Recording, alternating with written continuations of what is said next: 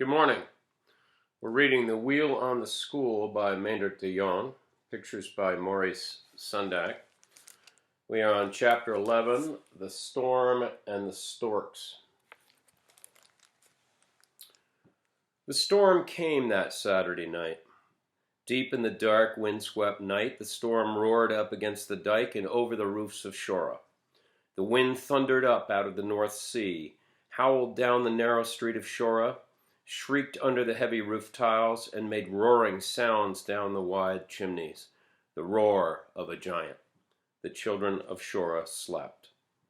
Lena slept alone in the attic, directly under the roof tiles. A sweep of wind slashing under the tiles lifted some of the heavy tiles and tossed them up like paper. They crashed back down on the roof, smashed, and went slithering down the steep roof to shatter into 1,000 pieces on the cobblestone street. The attic beams groaned. A moaning, wolfish howl of wind ran down the chimney and through the trembling house. Lena woke suddenly. For long moments she lay absolutely still, trying to interpret the giant sounds that rushed and rolled through the attic. She did not understand in that first foggy lift out of deep sleep. She couldn't make her mind work. Suddenly she quivered. There were tripping, running noises over the attic floor. Something alive was in the attic with her and was running over the floor. Her skin crawled. She did not even dare to twist her head toward the sound, afraid that her slightest movement would give her presence away. She stared straight up, eyes big with horror. At last her slow senses seemed to come back despite her frozen scare, and told her the running, tripping noise was rain. Wind-swept raindrops hurtling through the spaces where the roof tiles had been ripped off by the wind. She heard voices outside in the storm. The wind caught them up, swept them, and swirled the bodiless voices over the roofs. They penetrated to the attic, but they were senseless, meaningless. The wind thundered in the chimney again, rattled the roof tiles, and drowned out the eerie night voices. Gradually, Lena understood that the storm old Dalva had predicted had come. Somewhere out there in the deep of night were voices screaming on the dike. People yelled at each other against the thunder of the waves and wind.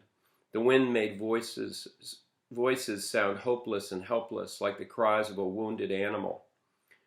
Lena couldn't stay in bed. The attic was cold, drafty, and windswept. It chilled Lena the moment she let herself down the side of the high closet bed.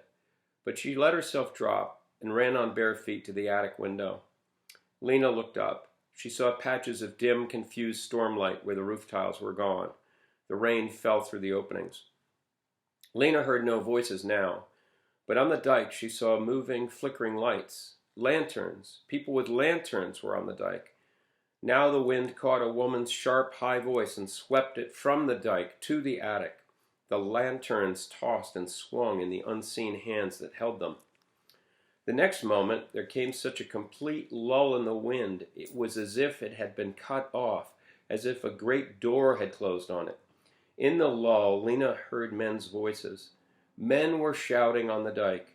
Then she realized the fishing fleet was in. Then the fleet had made it home before the full storm, and now they were unloading and making the boats safe. The women of Shora must be helping their men. But all Lena could see was the feeble light of the moving lanterns. Right below her window in the black street, somebody called out so suddenly and unexpectedly, Lena jerked back from the window. Then she realized the voice was her father's. Her father was down there shouting to someone. "Yes, everybody got in safe, but not a moment too soon." He must have been shouting to old Dalva, for now came her mother's sharper voice urging Dalva to go back in his house, not to go out to the dike. "The wind knocks you down. I came over the dike on hands and knees, and if I hadn't been dragging a heavy basket with fish, well, it was all that held me on the dike. Don't risk your old bones, Dalva."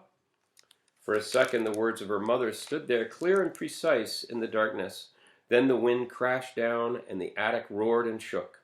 Then the murmur of voices in the house below came faintly up to Lena in the attic. Her mother and father had come into the house. Lena turned to rush down the ladder to greet her father, but she was chilled and wet, even her hair. She'd crawl into bed. She'd get warm and dry first, then she'd run down. The murmur went on down below. Lena hurried back to bed, skirting the wet spots on the attic floor. She was so cold she had difficulty reaching up to catch the top board, to draw herself up into the high closet bed. Teeth chattering, she slid into bed. After the chill and the damp, the bed was so warm and enveloping, she lay for a while, almost enjoying the little after-shivers that unexpectedly came up and raced all through her. She felt of her damp hair. She'd better crawl way under the covers if her hair was going to dry. When Lena woke, the covers were still over her head. Her first gesture was to feel her hair. It was dry. But when she tossed the covers back, it was light in the attic. It was daylight, the confused, troubled light of a dark, stormy day. She had slept all night through the storm. She hadn't gone down to her father. She'd fallen asleep. The rain still fell. The wind still roared above the house. It came in jerky, moaning howls down the big chimney. It was still storming, but it somehow sounded different in the daylight, not so bone-chilling and terrifying. Maybe, Lena thought hopefully, it was even letting up. Maybe it would blow over today. If it did, then tomorrow, Monday, they could put the wheel on the school. Lena jumped from the high bed to rush down to her father. She yelped when her bare feet hit the cold, wet floor. She stood a moment on one foot, trying to warm the sole of her other foot against her leg. As she stood balancing, she could see from the high attic window the dirty gray spume sliding over the top of the dike. Flecks of it were flying through the air. Behind the dike, the great waves thundered high, and a black sky hung where the islands were supposed to be. There were no islands. It was a real storm. It was Sunday. With a shiver, Lena grabbed all her clothes from the chair and in her nightgown rushed down the attic ladder. Lena did not get to see her father before church time. She had a glimpse of his face in the high closet bed set in the wall of the living room, that part of his face between his chin and nose that was not covered by the blankets, and a sleeping cap with a long dangling tassel. He had drawn his sleeping cap far over his eyes to shut out the light. The tassel hung over his mouth. It quivered and fluttered there as he breathed in deep, exhausted sleep. Lena tiptoed out of the living room towards the sound of frying in the kitchen. The wind was coming down the chimney, roared and bellowed in the stove. Lena's mother at the stove did not hear her come in. "I don't suppose Dad is going to church," Lena said loudly. "He looks as if he could sleep a week." Her mother turned. "Oh, he'll be there.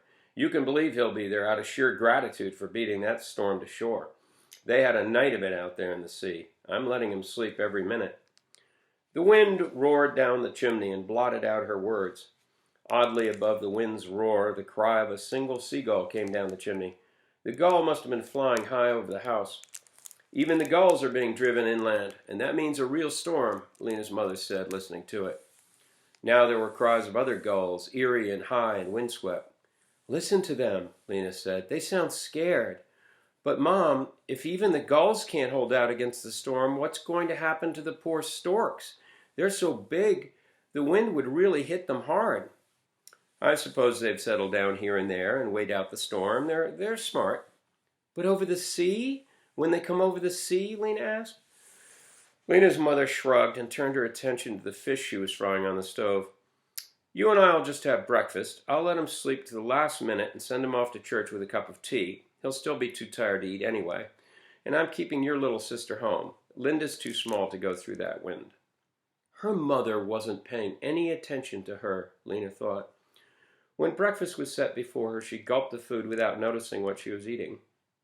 "What's your hurry, and where's your mind?" her mother said impatiently, sitting down at the table across from her. "Mom, I'm worried about the storks. I want to go to church early. Is it all right if I don't wait for you? Maybe some of the boys will be there, and we've got to figure out about the wheel. But what if the storks are scattered all over by the storm?" "Lena, I've got to confess that right now I can't be worried about a stork.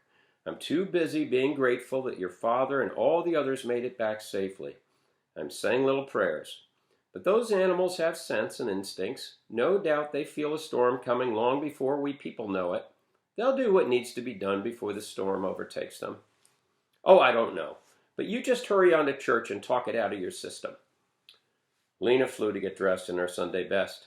But her mother insisted she wear her storm jacket over her Sunday dress and also wear her stocking cap. "There's rain squalls whipping up and down the whole street. You'd be soaked through in a minute, and all you can keep on is a stocking cap." Lena grumbled, but did not argue. She was too eager to get to church. When she stepped out of the door, the force of the wind awed her. It jerked the door out of her hand and slammed it shut with such violence the bang of the door seemed to shake the whole house. She had to bend into the wind. Stooped like a little old woman, she forced her way into the wind that came in wild screams around corners and howled along the walls of the houses down the narrow street. She was glad now of the jacket and stocking cap as the wind ripped at her. Anything else the wind would have torn off her. As Lena staggered toward the church portal, a face was cautiously poked through the open entrance. It was Ailka. Lena pulled herself up the 2 steps. All the boys were already there, huddled for a little shelter in the partly enclosed portal. Lena stood a moment, gasping for breath.